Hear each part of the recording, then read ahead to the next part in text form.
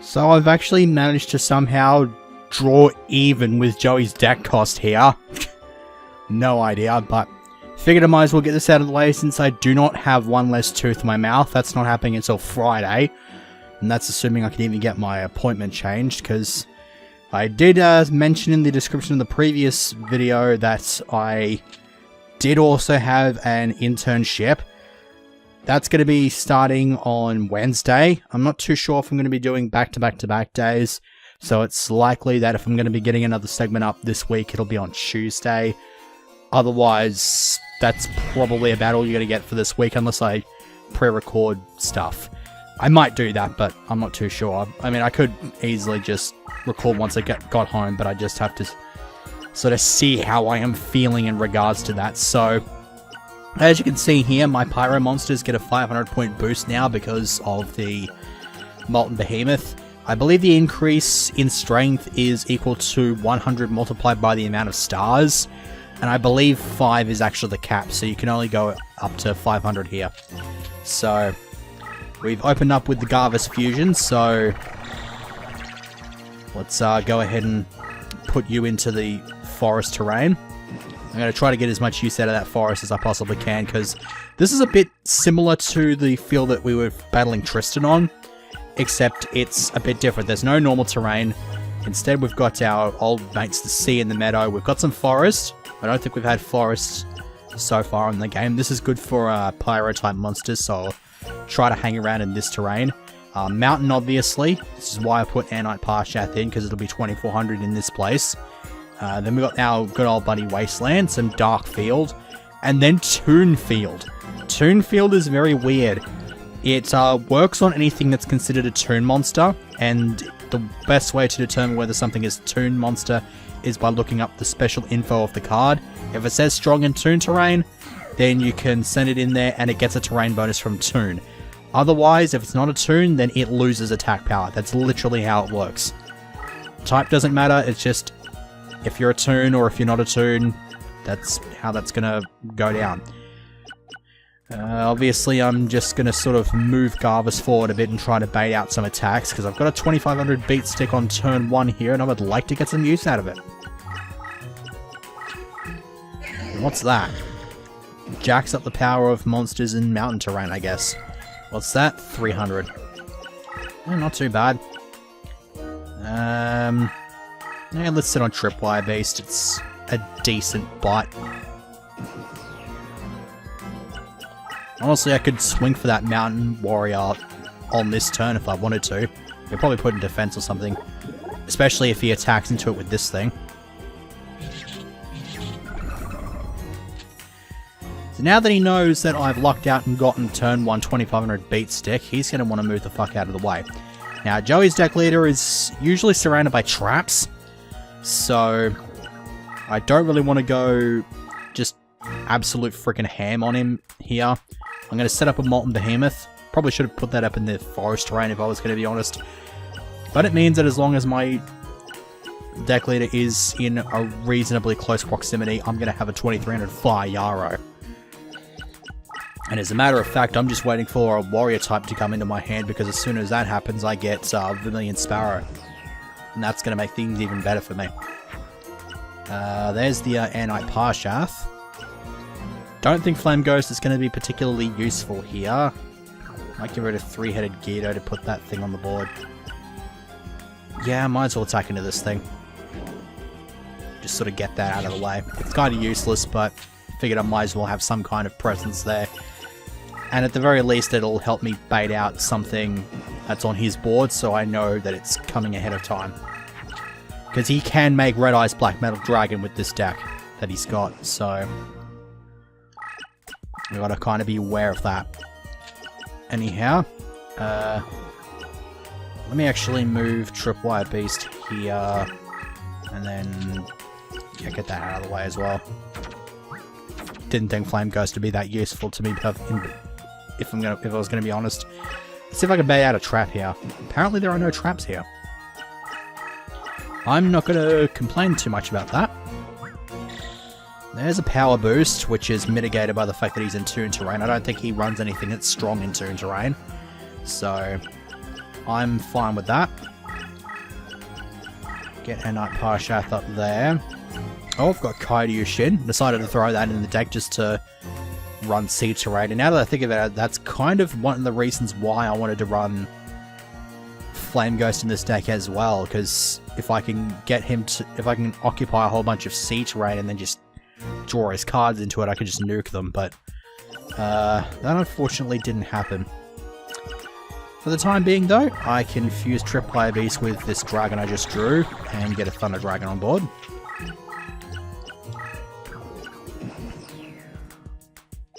I've determined that I can't combine two Thunder Dragons into a twin-headed Thunder Dragon, so I'm kind of wondering now if I can combine Thunder Dragon with just a regular dragon to make it. It wouldn't surprise me if that turned out to not be the case, but I'm not going to worry too much on that one, because I've just drawn into my warrior type. I can't summon it though, so I'll just have to wait until next turn.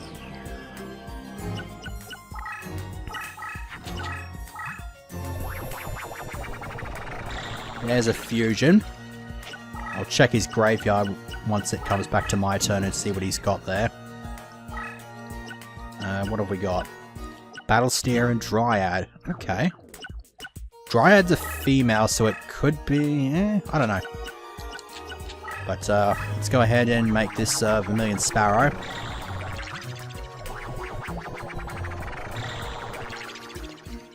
$2,900 it's at, as long as it's within my support range, which is unfortunately rather small, and I'm absolutely no idea when if I'm even going to be able to get the extended support range on this thing.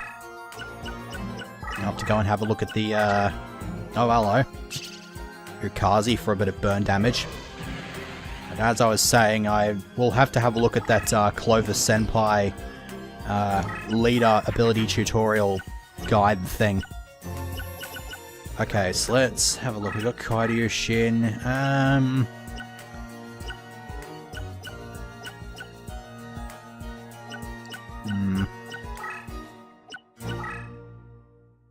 Honestly, I don't really need to do anything here, do I? I can literally just sit there.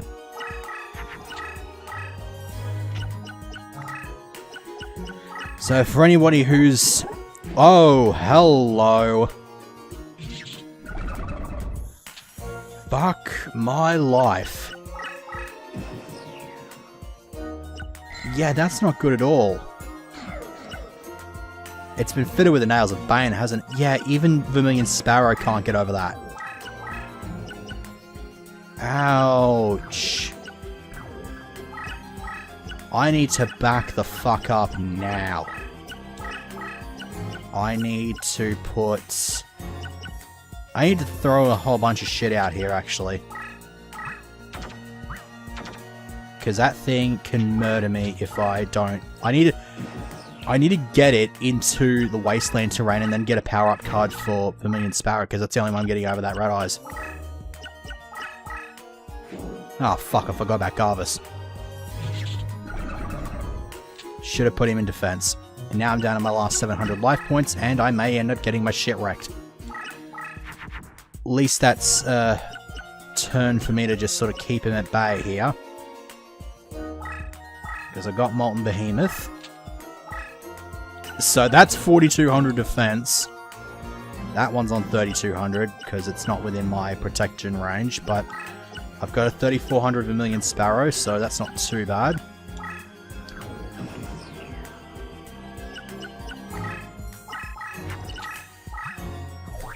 But I've got to be able to get him out of that terrain, because I can't beat him otherwise, and the only terrain I can really generate here is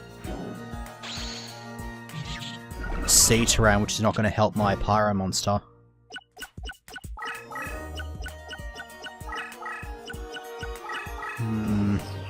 Alright. That's not what I want either. So what I can do is I can keep Electric Lizard there. It will hopefully run into that and get Spellbound for a turn. Whatever he's sending in after Vermilion Sparrow, I'm hoping it goes after Vermilion Sparrow, because that's going to do some damage. Probably not going to happen that way, but we can dare to dream.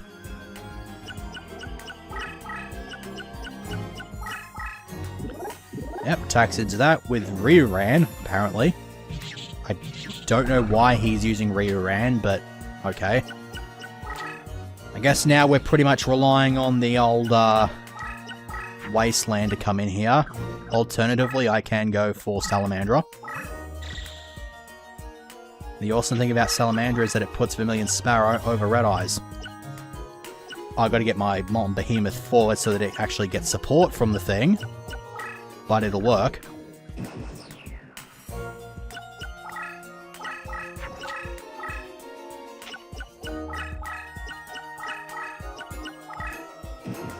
Lots of attackers.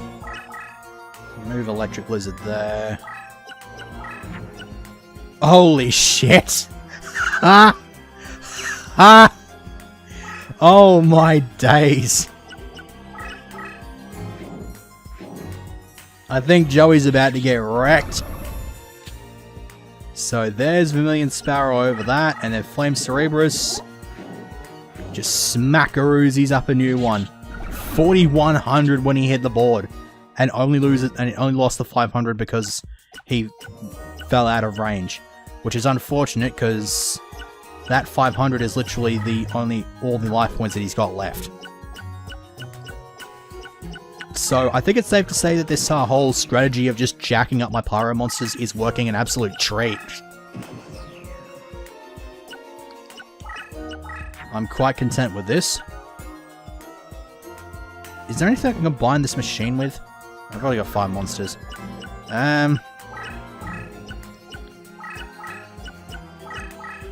What's that thing? Nekogal 2. That's almost certainly a fusion.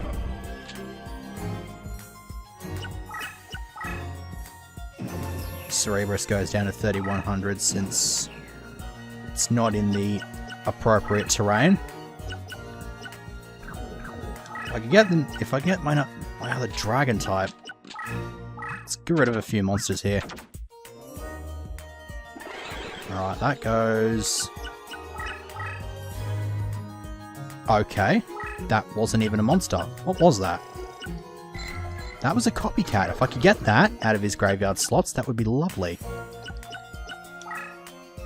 For the time being, I'll just sort of pass turn. Because he's not going to do a whole... Oh. That's a bit mean. I think the difference between Cerebrus' attack and defense is only 300.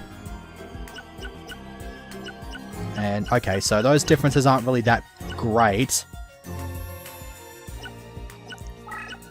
It does, however, mean that one of these Molten Behemoths can actually take on the role of an attacking force, which is nothing short of hilarious.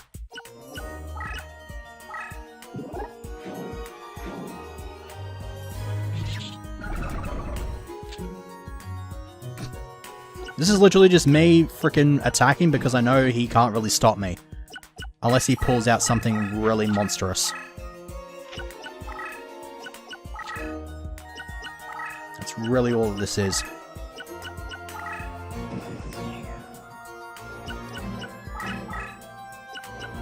Yeah, that's not a trap. Neither's that. Now I've got him in a pickle. I reckon I've got him. Pull Thunder Dragon back here, and... Okay, what's he gonna do here? I'm quite curious as to what he plans to do with this. Yeah, he can't do anything, so that... I kind of wonder if that's actually a trap. Well, there's only one way to find out. Nope, it's not. I win. Good game. And lots of noise outside, so... The sooner I get my frickin' code put in and whatnot, the better. No promotion, unsurprisingly. Alright, so is Red Eyes in this graveyard? Yes, it is. Oh my god, I got it. We got Red Eyes. Red Eyes has entered the Trask. We also got Megasonic Eye, apparently. I was hoping to get Nails of Bane, but I guess I could take Shield and Sword as well. Nope, just that thing. I don't want to want to try to pronounce that, so whatever.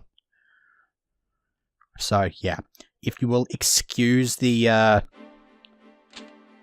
Yeah, you've got a weird face when you lose. Thank you for your rose card, by the way.